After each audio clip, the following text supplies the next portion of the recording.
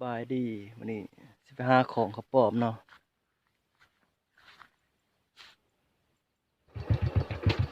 ขี่รถจักรไปหาของเขาปลอมเนาะพี่น้องเนาะ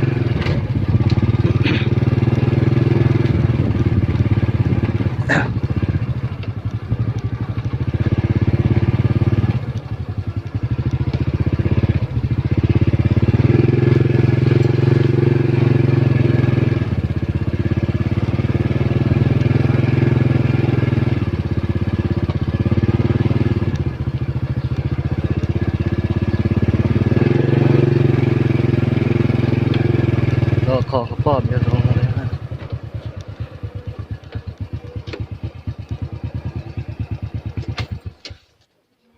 เด้พี่น้องเห็นนี่แล้วเห็นนี่แล้ว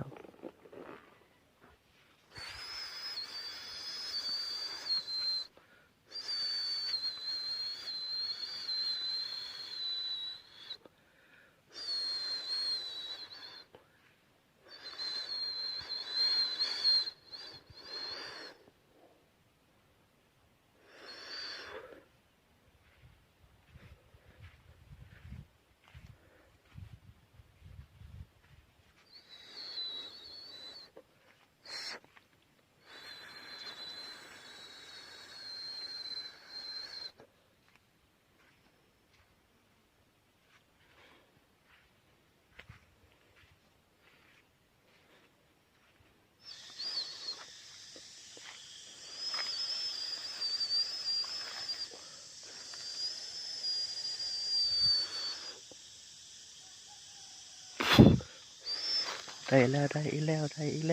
แล้วรอของเขาปลอมอยู่ให้นะ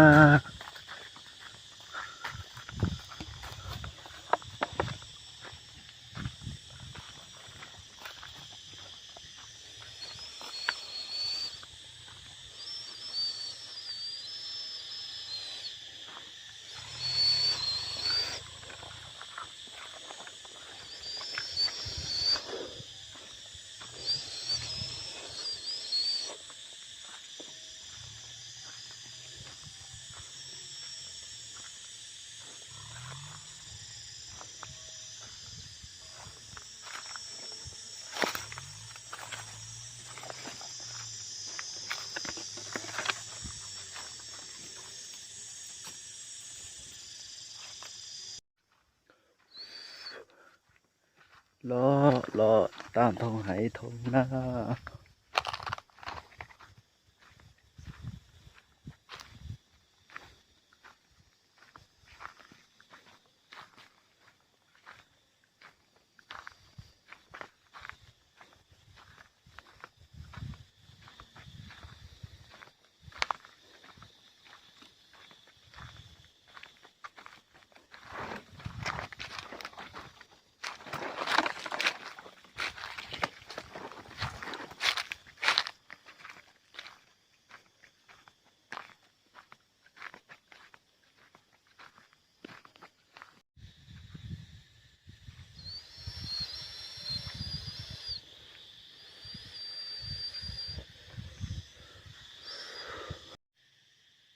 ได้อีกแล้วได้อีกแล้ว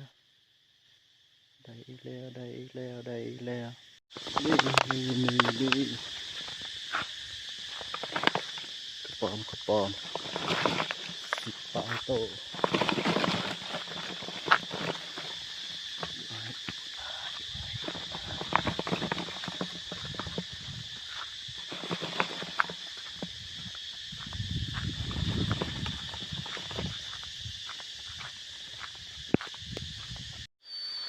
เด้พี่น้องเห็นไหม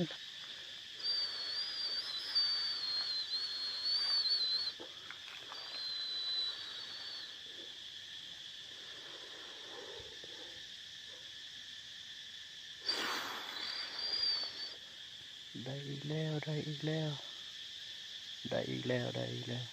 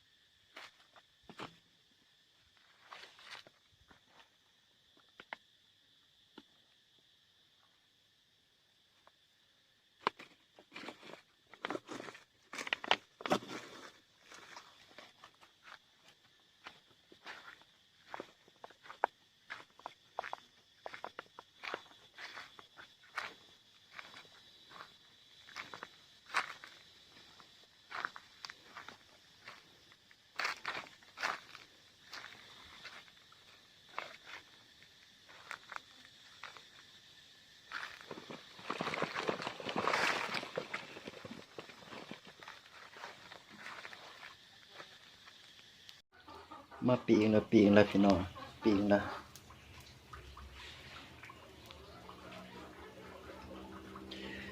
ปีงเห็ดก้อยปีงเห็ดก้อย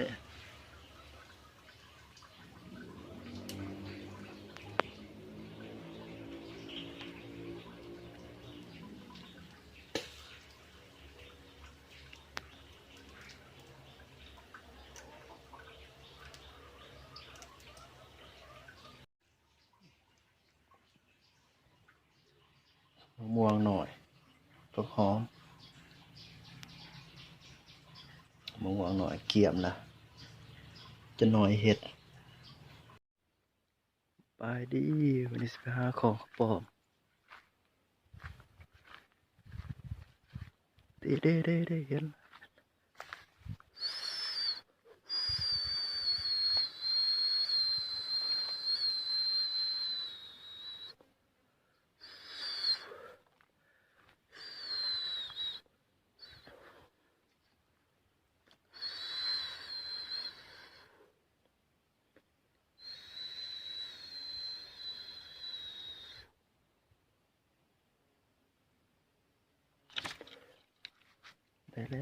ได้แล้ว